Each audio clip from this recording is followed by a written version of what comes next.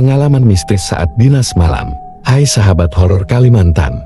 Pengalaman mistis bisa dialami siapa saja.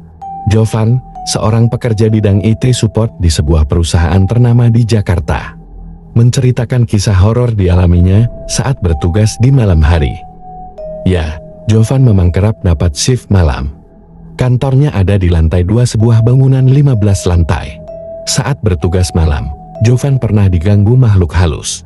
Jovan mengaku sejak awal ia bekerja, ada sesuatu yang membuatnya tidak nyaman di tempat tersebut.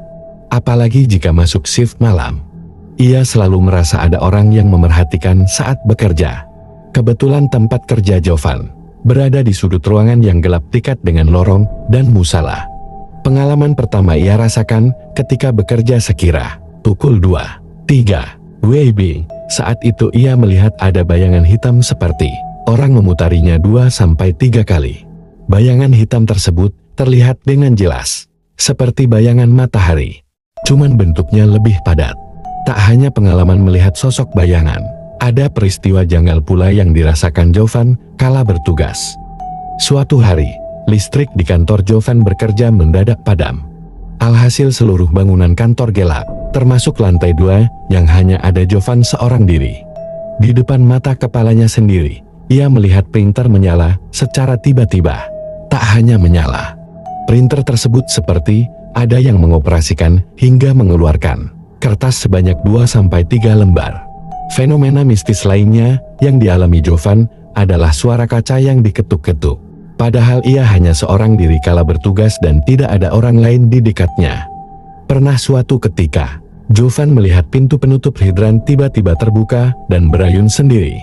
Kejadian mengerikan pun ia rasakan ketika hendak ke kamar mandi melewati janitor. Tiba-tiba gagang pel yang berada di janitor bergerak hingga berpindah posisi. Tugas malam terkadang membuat Jovan mengantuk dan memutuskan untuk tidur sejenak. Ada satu spot tidur yang nyaman di kantornya, yakni ruang perpustakaan. Di sana terdapat sofa besar yang nyaman untuk ditiduri, serta lampunya yang menyala remang-remang. Jovan mengaku sering bermimpi buruk kala tidur di tempat tersebut. Setidaknya Jovan pernah 3 kali bermimpi buruk di tempat tersebut.